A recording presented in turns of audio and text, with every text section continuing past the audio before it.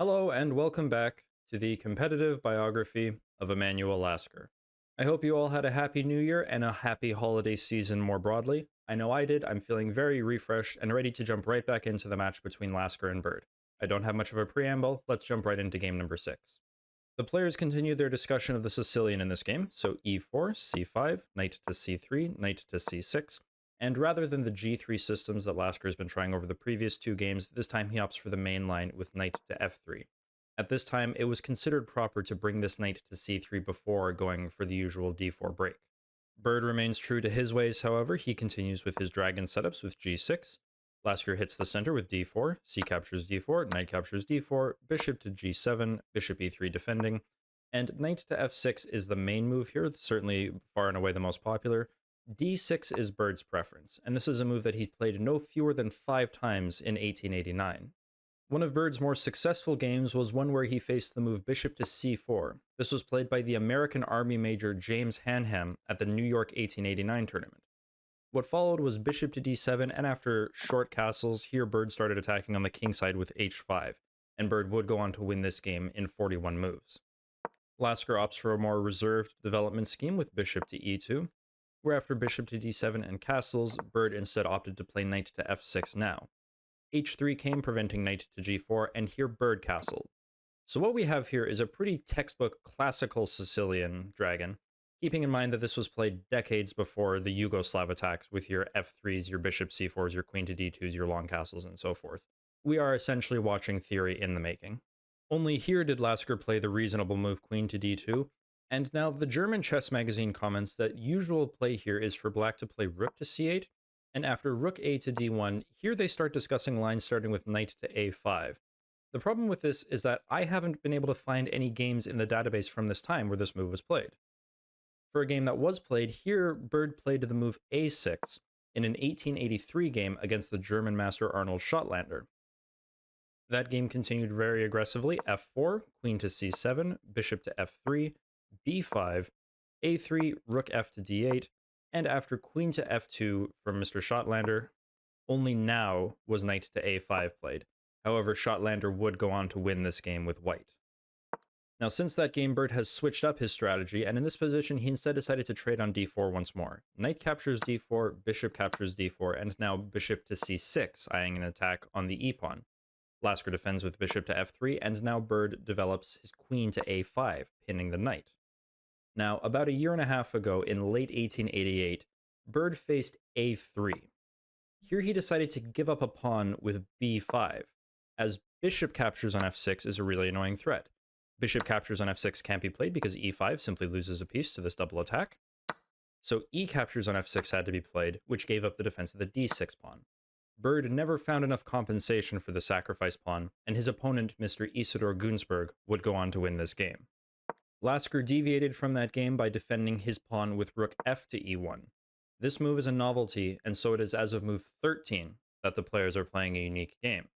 So facing this brand new position, Bird plays the move knight to d7, which is a move whose utility I think Lasker really underestimated at first. He started by trading on g7, bishop g7, king g7, very sensible. Queen to d4 with check, and after king back to g8, b4. It seems like Lasker is starting to get some sort of initiative, but here Bird shows off why knight to d7 is such a good move, with queen to b6. And the problem is that Lasker has to allow the queen trade because he doesn't have a good way to protect his b-pawn. And the knight being on d7 means that after queen captures b6, the knight can capture on b6, ensuring that no pawns are doubled and the pawn structure remains intact. Lasker gains a little bit more space with b5, kicking the bishop back to d7, and now plays knight to d5, coercing a knight trade. Knight captures d5, e captures d5, and for his 20th move, Bird defends his weak e-pawn with rook f to e8. So we've hit the time control, and I think it's pretty safe to say that Bird has completely equalized. Lasker can't really point to any advantages in this endgame, aside from perhaps his extra space with the b and d pawns, but it's also the argument that they're overextended. And with Bird having the open c-file on which to attack this backward c-pawn, there's actually a good argument to be made that Bird is the one who will be pushing in this endgame.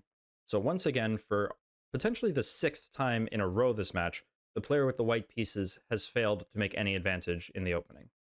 Lasker starts this endgame with correct enough form. He plays c4, defending his b5 pawn. After rook a to c8, he defends the c-pawn with rook a to c1.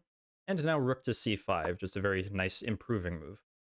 King to f1 and king to f8, so now Bird has defended his e-pawn with the king, so that after a4 he can double up on the c-file with rook e to c8. Here Lasker has to defend his c-pawn, so he does so with bishop to e2, and now Bird takes a chance to eliminate his weak e-pawn entirely with the e6 break. Now, as uncomfortable as it looks at first glance, d captures on e6 probably has to be played. The point is that after bishop captures on e6, yes, white is probably losing the c-pawn, but you can win the d-pawn in exchange with rook c to d1. If Bird is alright with a draw, then he'll take on c4 right away and allow the d-pawn to be captured. With no pawn imbalances, it's hard for either side to feel too ambitious. Of course, as we'll see in the game, Bird is rarely alright with a draw. He'll probably play something like king to e7 to try to keep the game going. But otherwise, this is certainly a holdable position for white. However, just like in game number 4, Lasker switched up the move order and started with rook c to d1. And now this threat looks somewhat more forcing. If he's able to play d captures on e6, then he immediately gets an attack on the d-pawn. The problem here is one that the German chess magazine correctly pointed out, and it's that black is the one who's now allowed to trade with e captures on d5. Now, there are two ways you can recapture here. Allowing the rook trade doesn't really do all that much for white. Rook d5, rook d5, cd5. Here, black gets to play bishop to f5. And their plan is very straightforward. They want this rook to go down into c5, this bishop is going to go to e4, and they're going to gang up on the d-pawn. White can try to prevent this with something like f3, but now the bishop will change course. It'll go to c2, land itself on b3, and again attack the d-pawn. White's going to be suffering here. So you can play c captures on d5 right away, and here the thing is that bishop to f5 still comes. White has a slightly more robust defense in this position because they're allowed to play rook to d4, this prevents bishop to e4, but again bishop to c2, and it'll be white that's going to be under pressure. Luckily for Lasker, Bird did not trade on d5, but rather he pushed e5. Now this still opens an alley for the bishop to go around and potentially go after the c-pawn, but now Lasker is able to fight back, and he does so by taking away the f5 square with the g4 thrust. Bird continues fighting for that with f5 himself, but Lasker solidifies with f3, and nothing more can be done on the pawn front. Okay, the players now switch to activating their kings. King to f7, king to g2, king to f6, king to g3, and here Bird goes full send by playing king to g5, which is a move that makes absolutely no sense to me, and I hope you'll agree once you see the continuation.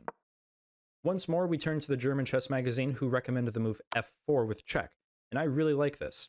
After king to f2, they have a whole plan starting with bishop d8 and rerouting, but here I think a really good cementing move that has to be played first is g5. You really need to lock down the king side, and now this bishop is free to go to e8, and then either to f7 or more likely g6. It will be much more active than its white counterpart, and still black will be the one pushing in this endgame. Now king to g5 is not a strong move, and it very simply gets kicked back. h4 comes with check, kicking the king back to g6. Now white is the one who gets to play g5, this comes with check as well. Bird moves his king back to g7, and now Lasker is even enabled to cement further with f4. Now here Bird is able to play the move e4, and yes, this is a passed pawn, there's absolutely nothing to be argued there. The issue is that it's not going to get very far, what with all of Lasker's pieces being in the center and Bird's not being super well able to support it. There's also the fact of the matter that Lasker is now the one who controls the pawn breaks with things like h5, and his king has a very straightforward way to get to the center with d4, walking along the weak dark squares. Bird, on the other hand, doesn't really have much in the way of improving moves. He's kind of got his rooks about as developed as he can, and he's cut off his own bishop's access to the open files. So the tides, I think, are turning somewhat, and I do think that it would be Lasker here who has reasons to be optimistic.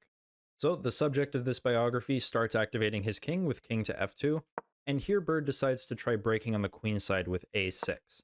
Now, over the following couple of moves, the players both really underestimate just how bad this position is for black.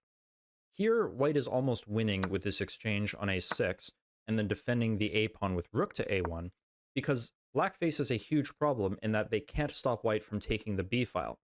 For example, the most stubborn defense, rook to b8, rook to b1. Okay, if you trade here on b1 as black, rook b1, yes, you get access to the a-pawn, bishop captures on a4 is allowed, but here the crux of the problem is that white is able to get off rook to b6. Winning one of these pawns, probably the d-pawn, having two connected pass pawns in the center, white is definitely winning this endgame. So if you try another stubborn move as black, like rook c to c8, here white gets to play a5, and now rook to b6 is coming anyway, there's no way to stop it. For example, king to f8, rook to b6, you can defend the pawn with king to e7, but black is basically paralyzed. Here white will continue improving with king to e3, This king is coming to d4 and potentially supporting a c5 break in this future. This rook has now done its job on the a file and can reroute to the b file. Black is just sitting around waiting for something to happen. White will be improving this whole time. This is completely miserable. Black should lose this.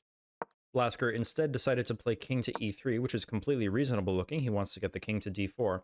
But now Bird would have a draw well within his sight if he played starting with a5. The point is that b6 comes very soon, the queen side is locked down, the c5 break will basically never happen, and all black has to worry about is the king side with the h5 break. But having one weakness to worry about is very manageable, and I think black would be able to draw this.